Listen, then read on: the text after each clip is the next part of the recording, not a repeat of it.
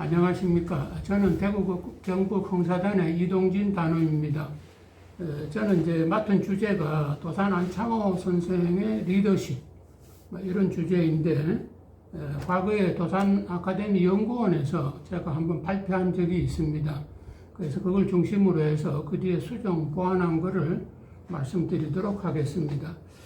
일반적으로 리더십이라고 하면 그 의미가 지도자상, 지도자의 자질, 지도력 이런 것을 의미하는 것으로 되어 있고, 또 구체적으로는 비전 제시 능력, 조직력, 문제 해결 능력, 결단력 이런 것들을 보통 얘기를 많이 하는데, 저는 좀 관점을 달리해서 지도자의 사고와 행동을 관통하는 어떤 원리와 같은 것을 리더십이라고 생각을 하고, 도산 선생님의 사고와 행동의 원리를 5가지로 요약을 해보았습니다. 구체적으로 말씀을 드리면 초월적 현실주의, 두 번째는 점진적 개혁주의, 세 번째는 모범주의, 그리고 협동적 공동체주의, 그리고 마지막으로 주체적 공리주의, 이렇게 5가지가 되겠습니다. 먼저 초월적 현실주의에 대해서 말씀을 드리겠습니다. 이 초월적 현실주의라고 하는 원리는 도산의 힘의 철학과 또 힘의 변전 가능성에 대한 생각과 실천 행동을 개념화한 것입니다. 일반적으로 도산 선생님에 대해서는 좀 이상주의적 지도자가 아니냐 하는 그런 얘기들을 하시는 분들이 꽤 있습니다. 그런 얘기를 하는 저변에는 도산 선생님이 자아혁신, 인격혁명, 무실력형 층의 영감의 정신, 이런 도덕적인 요소를 많이 강조하셨기 때문이라고 생각을 하고 있습니다. 그러나 이런 도덕적인 측면에 대한 강조가 도산 선생님의 세계관, 현실관 이런 것들을 이상주의자로 이렇게 분류하는 데는 좀 문제가 있지 않는가. 저는 오히려 그보다는 현실주의적 관점을 가지고 계셨다, 그렇게 생각을 하는데, 제한 선생님에 의하면 도산 선생님이 도덕적인 어떤 그 주장들을 많이 하신 것은 한국의 현대화를 지향하는 어떤 현실적 요구를 반영했기 때문이다, 그렇게 보고 계셨습니다. 그래서 저도 그런 관점을 수용을 하면서 도산의 그 관점을, 세계관을 현실주의로 이렇게 개념화를 했는데, 이 현실주의자로서의 도산 선생님은 어릴 때 생애 체험과 밀접한 관련을 가지고 있습니다. 도산 선생님이 보통 그 힘의 철학을 많이 강조하셨는데, 그 힘의 철학의 생성 배경이 되었던 생애 체험을 보면 도산 선생님이 상당히 현실주의적 관점을 가지고 갈 수밖에 없었던 그런 원인이 되지 않았나, 그런 생각을 하는데, 16살 때입니다. 평양에 심부름을 가셨는데, 마침 그때 1894년에 청일전쟁이 발발을 하고 그 전쟁터가 된 곳이 평양벌이었습니다. 도산 선생님이 심부름 가는 도중에 고적도 보고 또 민가들도 살펴보았는데 완전히 황폐화되고 말았습니다. 거기에서 도산 선생님이 큰 의문을 갖게 돼요. 왜 우리나라 땅에 청국과 일본국이 와서 군대를 가져와 가지고 전쟁을 하고 이러는데 우리 조선은 속수무책으로 반감만 하고 있느냐. 그래서 그 의문을 풀기 위해서 돌아와서 서당에 선배셨던 그 필대원이라는 분이 계십니다. 이분은 이제 북경에 가셔가지고 유학도 하시고 경험이 많아요. 그래서 세계사가 변전하는 과정을 직접 목격하고 오신 분이기 때문에 도산 선생님의 식견을 넓혀주는데 상당히 큰 도움이 됐다고 합니다. 그분과 밤새도록 토론을 하고 나서 내린 결론이 바로 우리나라가 힘이 없기 때문이다. 그 힘의 철학의 근원이 거기에서부터 비롯됩니다. 단적으로 도산 선생님 힘의 철학을 잘 표현하고 있는 그런 말씀으로 자주 인용되는 것 중에 하나가 돌배나무와 참배나무 이야기입니다. 돌배나무에는 돌배가 열리고 참배나무에는 참배가 열리듯이 독립할 자격이 있는 민족에게는 독립국의 열매가 열리고 독립할 자격이 없는 민족에게는 망국의 열매가 열린다. 도산 선생님이 하신 말씀이지요. 그 얘기의 저변에는 바로 독립할 힘이 있는 민족에게는 독립국의 열매가 열리고 독립할 힘이 없는 민족에게는 망국의 열매가 열린다. 망할 수밖에 없다. 그런 얘기죠. 도산의 그런 현실주의적인 어떤 관점, 이걸 우리가 힘이라고 하는 것을 현실주의적으로 보는 것은 국제정치학에서도 나오는 이야기입니다. 대체로 국제정치학에서 이상주의와 현실주의를 대비시키면서 이상주의는 도덕, 국제도의라든가 또는 이제 국제법이라든가 이런 걸 많이 강조를 합니다. 그에 반해서 현실주의 입장을 취하는 분들은 힘의 문제를 중심에다가 놓고 있습니다. 다시 말해서 세계 평화를 이룩하는데 국제도의라든가 국제기구의 법적 구속력이 없기 때문에 궁극적으로 힘의 기초에서 평화를 이룩하려고 노력해야 된다. 그러니까 힘의 균형이죠. 이런 거를 현실주의적인 그런 국제관이라고 이렇게 얘기를 하고 있는데 도산 선생님은 좀 그런 측면에서 볼 때 상당히 현실주의적인 그런 관점을 가지고 계시지 않았냐 이런 생각을 합니다. 도산 선생님이 현실주의자라고 하는 것은 그 행동에서 많이 나타나고 있는데 첫 번째로 우리가 들 수 있는 게 선교사 학교에 신학문을 배우러 가십니다. 언더우드 학교죠.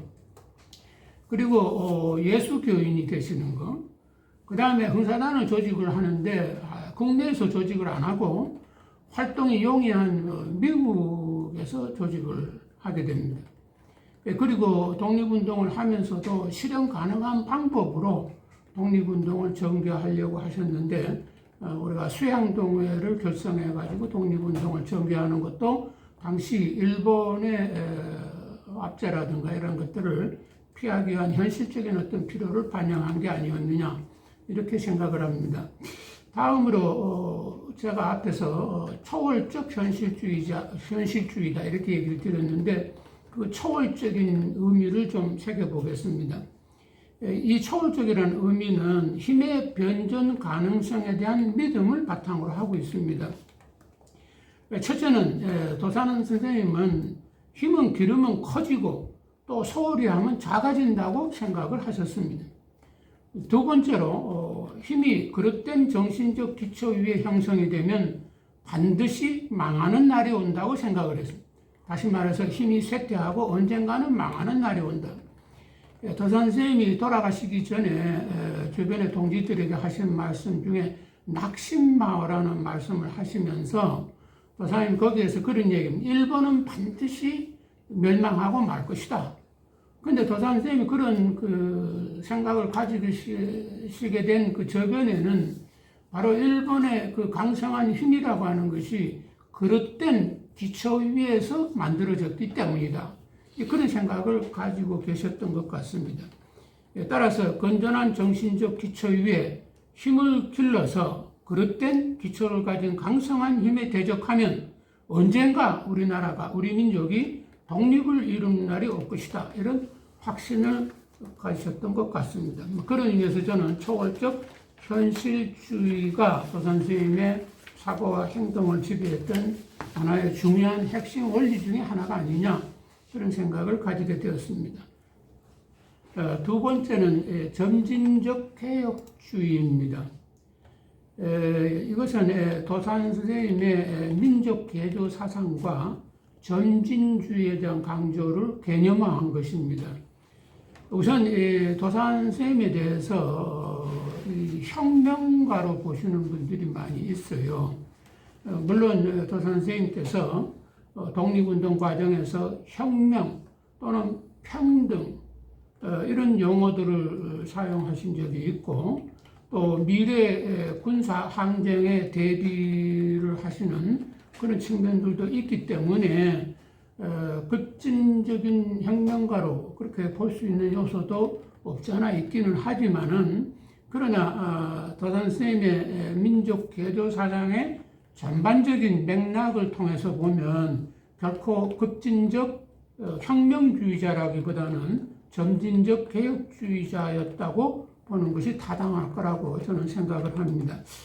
도산의 말씀들을 몇 가지 좀 제가 인용을 해보겠습니다. 여러분, 우리 한국은 개조하여야겠소. 이 행복이 없는 한국, 이 문명되지 않은 한국 반드시 개조하여야겠소. 여러분이 참으로 나라를 사랑하십니까? 만일 너도 한국을 사랑하고 나도 한국을 사랑할 것 같으면 너와 나 우리가 다 합하여 한국을 개조합시다. 무엇을 개조하자입니까?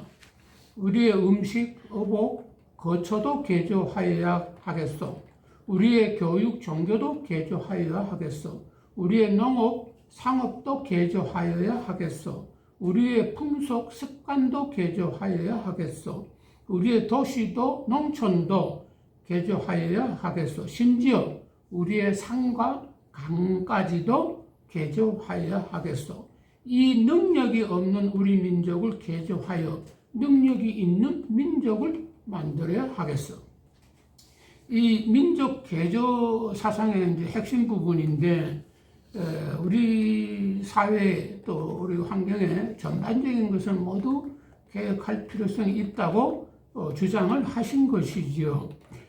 물론 이제 여기에서 왜 개조를 해야 되느냐? 도산 선생님은 힘의 철학에서 이미 말씀을 드린 바와 같이 힘을 기르기 위해서 우리가 현재 있는 우리 민족의 상태는 결코 거기에 적합한 상태가 아니다. 그러니까 우리 민족의 모든 것들을 개조할 필요가 있다고 주장을 하신 겁니다. 그 다음에 이제 그 선생님의 주장 중에는 점진주의에 대한 강조가 나와요. 도산의 개조 사상은 착실과 건전을 강조한 점진주의적인 사고방식과 연결되어 있습니다. 근데 여기에서 우리가 이제 주목을 해야 될 거는, 그러면 왜 점진주의가 되어야 하느냐 하는 것들이 문제가 될 수가 있죠. 그런데 도산 선생님께서는 그 민족 개조의 출발을 어디에서 보느냐 하면은 나의 습관, 나의 성격, 여기에 개조의 최우선 순위가 있다고 보았습니다. 다시 말해서 제도 개혁이라고 하는 게 필요하죠. 개혁에는 반드시 그런 것들이 들어가는데, 그러나 도산 선생님께서 보신 것은 제도를 아무리 우리가 바람직한 형태로 개혁을 한다고 하더라도 그것을 움직이는 사람, 즉 인간이 근본적으로 자기의 어떤 그 사고방식이나 습관 이러한 것들을 개조하지 않으면, 개혁하지 않으면, 혁신하지 않으면 결코 그 제도가 올바르게 돌아갈 수가 없다. 그런 생각을 가지고 계셨던 것 같습니다. 그래서 그 자아혁신, 인격혁명 이런 걸 많이 강조하시는데, 여기에서 도산 선생님이 주목했던 게 습관이라든가 성격의 개조를 상당히 중시하셨던 것 같습니다. 그런데 이 습관이나 성격이라고 하는 것은 꾸준히 또 쉼없이 지속적으로 수행을 해야 그것에 이룰 수 있다는 것이죠. 그렇기 때문에 그것은 하루아침에 어느 날 갑자기 급진적으로 이렇게 변혁이 일어날 수 있는 건 아니다. 그래서 도산 선생님의 이 개혁이라고 하는 것은 점진적인 그런 방법으로 접근을 할 수밖에 없는 것이다. 그래서 저는 이것을 점진적 개혁주의다 이렇게 개념화한 것입니다. 세 번째는 모범주의입니다. 이것은 지도자로서 도산의 삶의 자세를 개념화한 것입니다. 안배우 교수님에 의하면 도산 선생님은 온갖 본보기의 대표적인 인물이셨다고 이렇게 보고 있습니다.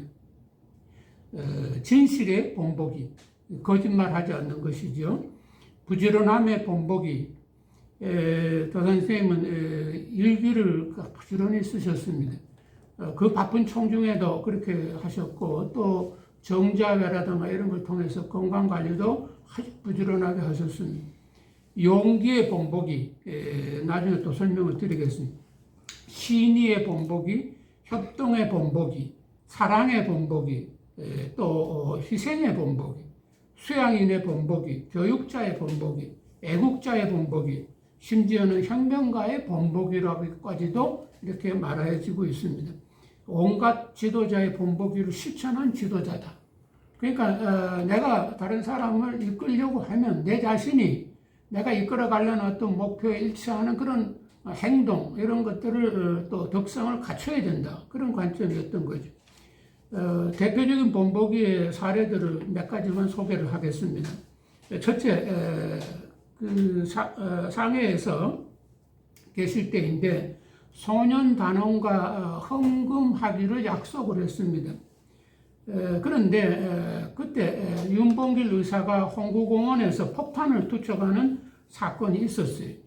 그래서 사실 일경의 감시가 심할 때인데 도산선생님은 그럼에도 무릅쓰고 그 소년단원과 약속한 장소에 가십니다. 그런데 그 정보가 새가지고 일경에 체포되어서 나중에 국내로 압송되어 오는 그런 불행한 결과를 초래하게 되죠. 어쨌든 도산선생님의 신의를 지키려고 했던, 신의의 본보기가 되려고 했던 그런 아주 대표적인 사례 중에 하나입니다. 두 번째는 지도자로서 이렇게 행동하다가 보면 여성들이 많이 주변에서 이렇게 여러 가지 유혹이 있을 수 있습니다. 남경에 계실 때인데 여자 운동가가 야밤에 도산선생님의 거소에 들어오게 됩니다. 홀로 계신 도산선생님에 대한 애정이 돌발 행동을 하게 한 것 같습니다. 그때 도산선생님은 불을 켜라고 이렇게 지시를 하고 동지의 행동을 제지하셨다고 합니다. 그만큼 도산선생님은 자신의 몸가짐을 단정히 함으로써 지도자로서의 모범을 보이셨다고 생각이 됩니다. 세 번째는 서대문 형무소에 수용 생활을 할 때의 자세입니다. 교도관들이 수양동호회 사건으로 수감된 동지들을 도산과 함께 소독한다는 명분으로 얼음물 세례를 퍼부었습니다. 엄청나게 춥죠. 그런데 이런 고문을 당하면서도 지도자로서 그 동지들 앞에 못난 모습을 보일 수가 없다. 꼿꼿한 자세를 흐트러지지 않고 모범을 보이셨다고 그렇게 얘기를 하고 있습니다. 네 번째는 협동적 공동체주의입니다. 이것은 도산선생님께서 우리 민족 구성원들의 자발적 협동을 이끌어내면서 민족 공동체에 대한 무한한 사랑과 헌신 그리고 희생을 했던 삶의 원리를 개념화한 것입니다. 먼저 도산의 말씀들을 몇 가지 인용을 해보도록 하겠습니다. 남이 알든지 말든지 민족의 헌신적 정신과 희생 정신을 길러야 하겠습니다. 헌신적 희생적으로 하여야 부모와 형제가 안보되고 민족과 사회가 유지되는 동시에 몸도 있고 생명도 있으려니와 만일 이 정신으로 하지 아니하면 내 몸과 아울러 사회가 다 보존하지 못하는 법이다. 또한 우리 민족에 대해 긍휼히 여기는 정신이 있어야 우리 민족을 위해 애쓸 마음이 생겨납니다. 한편 또 말씀하시기를 무슨 일이든 나 혼자 하겠다는 생각을 버리고 모두 분담해서 공통적으로 합시다. 혼자 하겠다는 사람은 남과 분쟁하기 쉽습니다. 분담해서 하는 자는 자기는 비록 성공하지 못하더라도 다른 이가 성공하는 줄을 얻고 또 자기 당대에 못 이루고 죽더라도 후손이 하는 것이므로 여기에는 낭망이 생기지 않고 오직 자기 직분을 다할 뿐입니다. 민족 전체에 관계되는 사업은 어느 한두 사람의 손으로 되지 않고 민족의 힘으로만 됩니다. 우리가 모든 일에 실패하는 근본 원인은 우리의 민족적 결합력이 부족한 데 있습니다. 우리가 패망한 것이 이 원인이었습니다.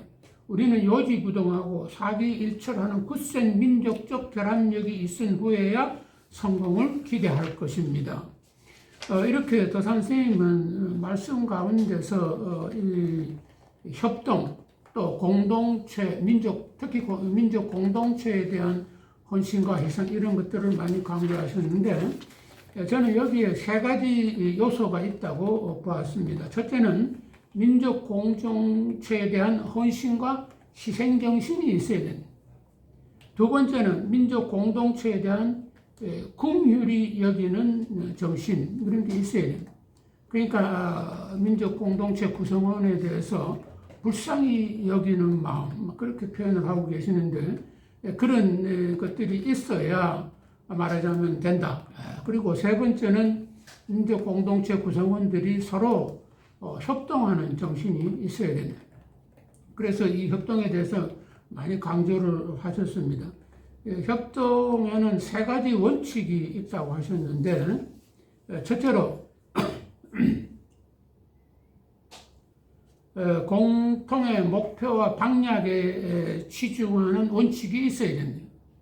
그러니까 협동을 하는데 무슨 정의적으로 서로 이렇게 가깝게 지내고 이렇게 하는 데서 의미를 둔 게 아니고 중요한 거는 그 구성원들이 서로 공통의 목표를 세우고 또 공통의 방법, 실현 방법을 이렇게 세우고 실천해 나가는데 치중을 해야 된다는 거죠. 두 번째는 민주의 원칙입니다. 이 민주의 원칙은 좀 도산선생님의 독특한데 보통 민주라고 하면 여러 가지 의견들이 있고 그것을 다수결에 의해서 결정하는 것이다. 이렇게 생각을 하지. 그런데 도산선생님은 우선 1차적으로 민주적인 결정에 도달하려고 하면 구성원들이 모두 각 개인이 목표와 방향을 세우고 이 세우는 작업이 먼저 선행이 돼야 된다고 보는 거예요. 그러니까 누구 한 사람의 어떤 목표나 방향을 중심으로 뭉치자 이런 얘기가 아니고 먼저 그런 각각 개인적으로 먼저 그런 것들을 수립하고 난 뒤에 그 총화를 이루어 나가는 것, 그것을 민주라고 봤습니다. 민주의 원칙이란 결국 개인이 먼저 목표와 방향을 세우고 그 뒤에 공통의 목표와 방향을 합의해 나가는 것입니다. 세 번째는 협동의 원칙으로서 신용의 원칙을 말씀하셨습니다. 공통의 신용이 전제되지 않는다면 협동이라고 하는 것은 사상 누각과 같다. 언제든지 붕괴되고 말 것이다. 그러므로 우리가 함께 공동체를 발전시켜 나가려고 하면 그러한 헌신과 희생의 정신, 또 긍휼히 여기는 마음, 그리고 또 협동 이런 것들을 통해서 이루어야 된다. 그렇게 보신 것 같습니다. 실천의 노력으로서는 이상촌을 구상하실 때 그런 협동적 공동체주의의 입장을 많이 반영하신 것 같고 또 1913년에 흥사단을 창단한다든가 또 19년에 상해 임시정부 활동을 전개하면서도 그런 측면을 많이 내보이셨습니다. 1921년엔 국민대표회의 소집을 하고 활동을 하고 계시는데 여기에서도 그런 정신이 많이 반영이 됐습니다. 1926년에 대독립당 결성 노력 이런 것도 마찬가지로 그런 정신의 반영이 아니냐 그렇게 원리의 반영이 아니냐 이렇게 생각을 합니다. 마지막으로 주체적 공리주의에 대해서 말씀을 드리겠습니다. 이 주체적 공리주의라고 하는 것은 공적인 사업과 사적인 사업의 관계 그리고 사업에 대한 책임의식, 주인의식에 대한 도산의 강조를 개념화한 것입니다. 먼저 공적인 사업과 사적인 사업의 관계에 대해서 도산선생님의 생각을 좀 말씀을 드리겠습니다. 공적인 사업과 사적인 사업은 밀접하게 연결되어 있고 궁극적으로 모든 공적인 사업은 종교 사업이든 정치 사업이든 또 실업 사업이든 다 사람의 생활을 위한 것이라는 그런 공리주의적 사회관을 가졌다고 생각을 합니다. 여러분들 아시다시피 공리주의라고 하는 최대 다수의 최대 행복이라는 말에 잘 요약이 되어 있습니다. 다시 말해서 우리가 여러 가지 사적 사업을 전개해 나가는데 그 총괄에서 공적인 이익, 공적인 사업이 전개되어 나가야 된다 하는 그런 정신이 공리주의의 정신이고, 그게 최대한 많은 사람들의 그런 그 것들을 종합을 할 수 있어야 된다는 걸 말하는 거죠. 여기에서는 이제 공적인 사업과 사적인 사업이 뗄래야 뗄 수 없는 그런 밀접한 관계를 가지고 있습니다.